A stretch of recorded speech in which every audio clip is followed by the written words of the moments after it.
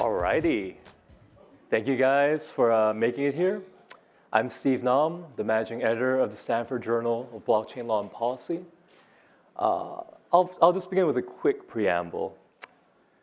The late, great political philosopher John Rawls, in his approach to political liberalism, underscored the importance of legitimacy and stability in the governance of a pluralist society.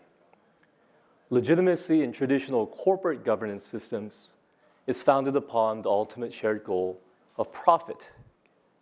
Stability in traditional political governance systems is often propped up by the difficulty of exit. This is meaningful for decentralized governance. Because, frankly, it isn't so beholden in either respect. But at the same time, its new sources of legitimacy and stability need not reinvent every wheel. Lessons from existing corporate and political governance systems can be retrofitted for decentralized governance system purposes, better suited to pluralist societies in flux. So without further ado, we have our distinguished speakers. Each will have 20 minutes to present, and we'll follow with Q&A. And please feel free to also introduce yourselves at the start. Thanks so much. Okay, Summer.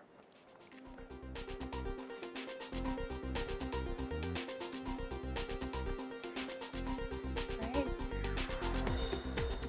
Good afternoon, everyone. My name is Summer Kim, and I teach at the UC Irvine School of Law.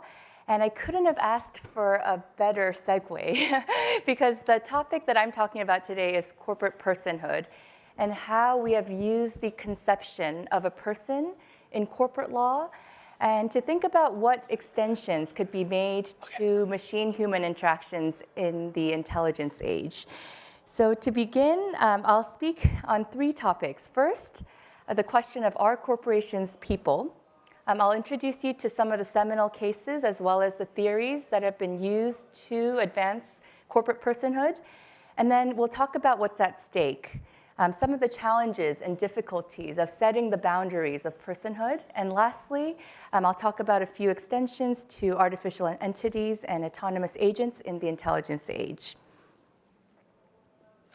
So many of you in this room are probably familiar with Hobby Lobby, which is an American arts and crafts store with more than 32,000 employees and 800 stores in the United States. The owners of Hobby Lobby are the Greens, David and Barbara Green, who are evangelical Christians. And the Greens took a public stance against a provision in the Patient Protection and Affordable Care Act, ACA or Obamacare, that mandates that companies of a certain size or larger include contraceptives in their health coverage for employees. And it was actually Hobby Lobby and two other companies that were a part of the suit, and not the Greens, that sued to argue that the contraceptive mandate in the ACA violated the Religious Freedom Restoration Act. The Religious Freedom Restoration Act provides that the government shall not substantially burden a person's exercise of religion unless that restriction is the least restrictive means to furthering a compelling governmental purpose. So this begs the question of, is Hobby Lobby a person? And if it is, does it have religious freedoms? And the answer to both of those questions was yes. The Supreme Court held in a 5-4 opinion that Greens have a constitutional right to refuse to provide their employees the required contraceptive care benefits, and businesses can hold religious views under the eyes of the law, especially in cases where there is essentially no difference between the owners and its owners. So this is the aggregate theory of corporate personhood, where we view corporations as an aggregation of the members that constitute the corporation. And so Hobby Lobby has all of the rights that its members and its owners, the Greens, have. The pushback to the aggregate theory is that, in a sense, this aggregate theory is inconsistently applied. Right? For purposes of liability, right, the Greens are able to enjoy separateness, right? So if there was an accident at a Hobby Lobby store, the victims could sue the entity but not go after the personal assets of the Greens.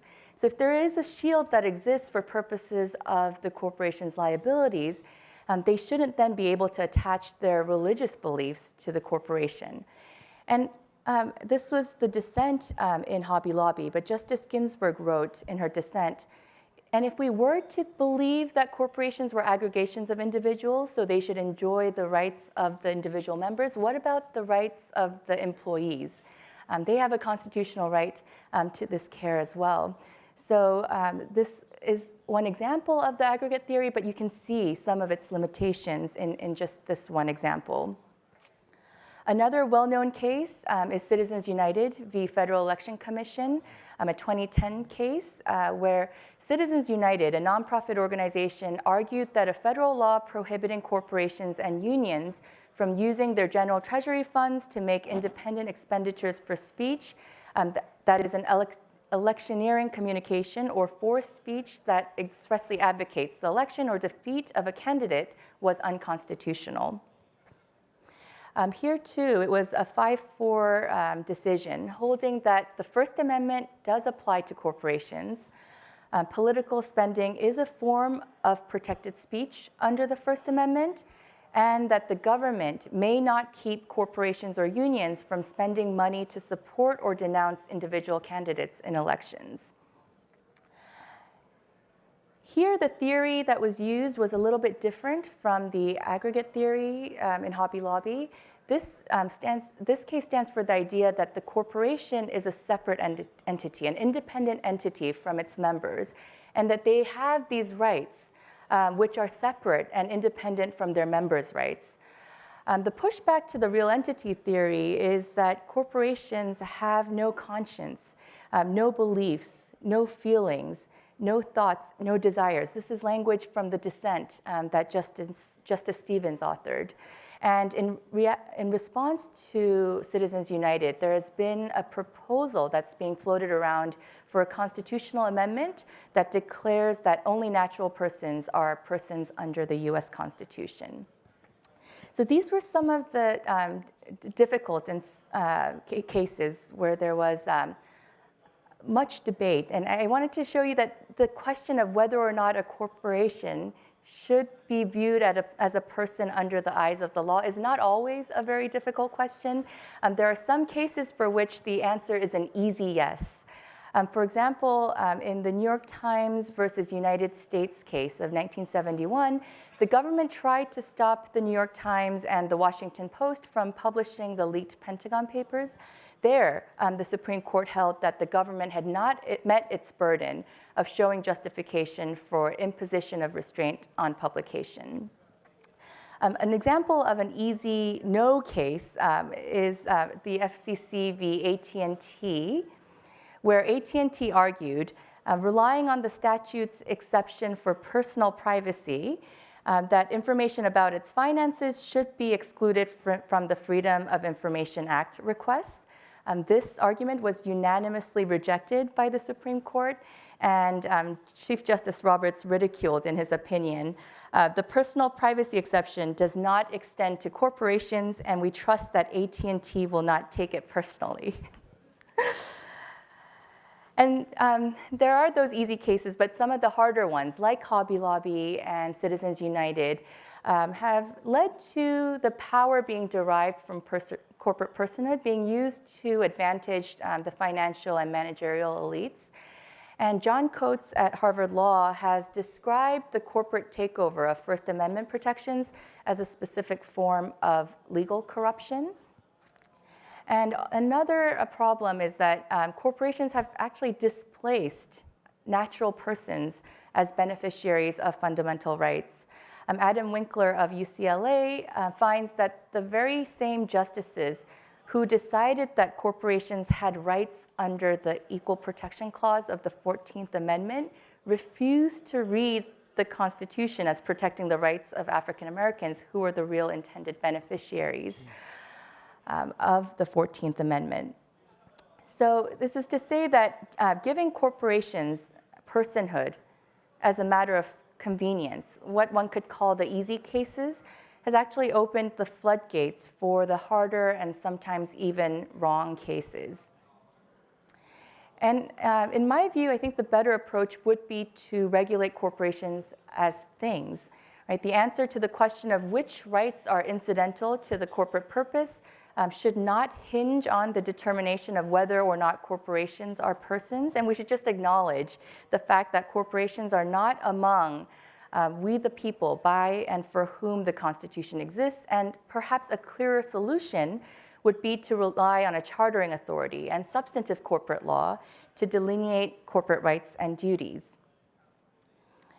And so I think this is maybe the fixed mindset of a lawyer, where I think the slippery slope of giving corporations personhood, which initially began as a very logical step in the right direction, right? In order to facilitate commerce, we needed corporations to be able to enter into contracts, to be able to own property, to be able to sue and to be sued. And so it made a lot of sense to, at least through a legal fiction, give them some semblances of a person, acknowledging that they are not natural persons and they are artificial legal entities. But then once that opening, giving them that inch, led them to taking a mile. I think that result is the bizarre and unusual outcome that I wanted to highlight to show how when we want to take away those bizarre results of constitutional rights being extended to corporations, the choice that I am left with, or that I suggest as the better way, is then reliance on a chartering authority, which is to rely on government regulation. And so I think that dichotomy does show that I have a little bit of a limited mindset, and I think this group is the group to talk to when we think about, is there then a third way, right? And not treat it as a binary between constitutional rights or government regulation on the other, but thinking about other ways to mediate between the easy and hard cases that come up in the corporate personhood debate.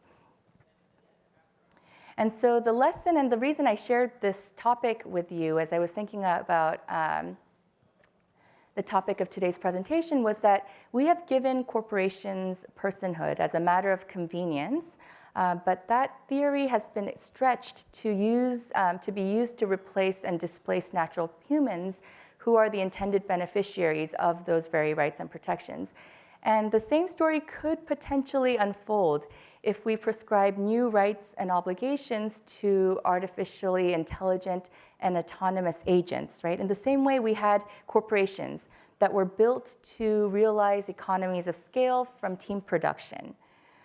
We have machines and smart contracts and code, right, that are being built by all of you in this room to perform intelligent tasks that are traditionally accomplished by humans, right? And so in the same way that we have very easily treated corporations as people to facilitate commerce, I've heard many of the same discussions starting to emerge as we think about how to treat these autonomous agents.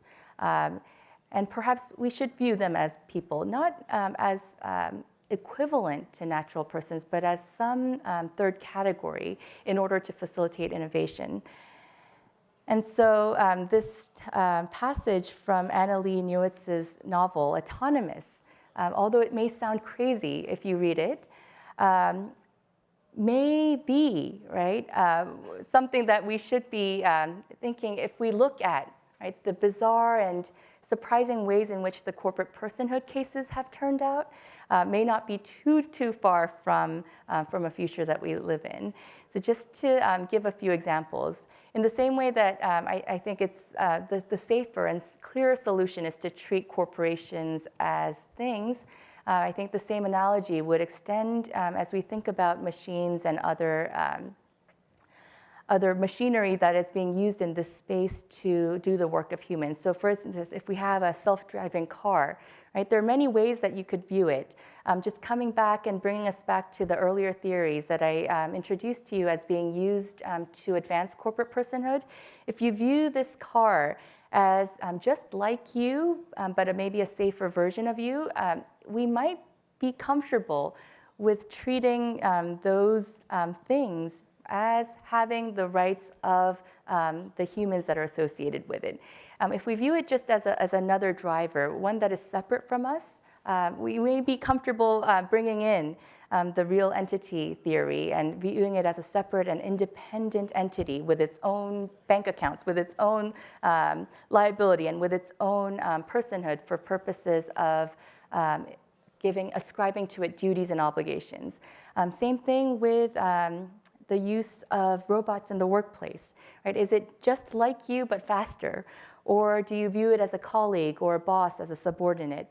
And at the end of the day, I think the lesson perhaps that corporate personhood could teach us is that these things and these technologies should be viewed as things that exist for us, and to limit their scope to their function, rather than to ascribe to them any notions of personhood. In the few minutes that I have, I just wanted to introduce a couple of related projects that I'm working on in this area. And so to the extent that we have time for discussion in the end, I'd love to hear your thoughts and to continue the conversation. A colleague of mine at UCI, we're thinking about how smart contracts can be used to solve some of the challenges in corporate governance as it relates to shareholder voting and also board transparency. And I think this very closely relates to Kevin's work, the third speaker on this panel. The reason I'm here is actually through joint work with Andrew Miller and a few of his graduate students. We're thinking about how we can use cryptographic commitments or tokens to change academic publishing, especially as it relates to law reviews.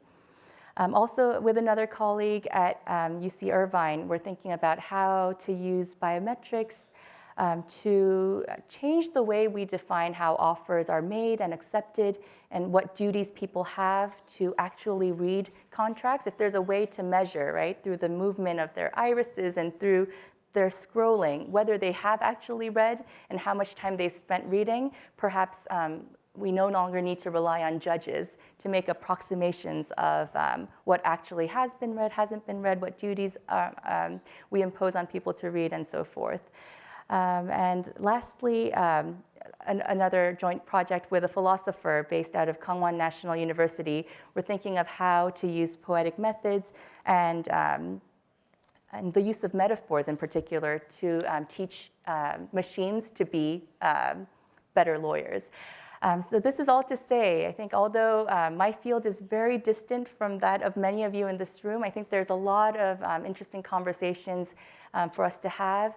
In the morning's talk, as I believe the speaker here was talking about transparency and how that's measured in terms of defining and disclosing conflicts of interest.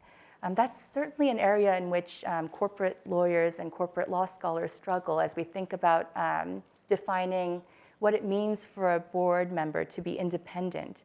And it turns out, right, as we put more and more parameters on what disqualifies you as a board member because of these innate conflicts that you might have, the fewer and fewer informed people we actually have on boards to make meaningful decisions. So there's a lot of the themes that I heard over the course of the day, I think repeat themselves. So I think this is another way of saying that these talks don't exist in isolation. I think the very preceding panel on semantics and how each of us use words like who votes and how are votes counted and how is consensus reached really live in every one of our spaces. So I wanted to thank the organizers for bringing us all together and for giving me a chance to share a little bit of the things that I care about and throwing them to you in the hopes that they might inspire your thinking in the way that each of you do your own work. Thank you.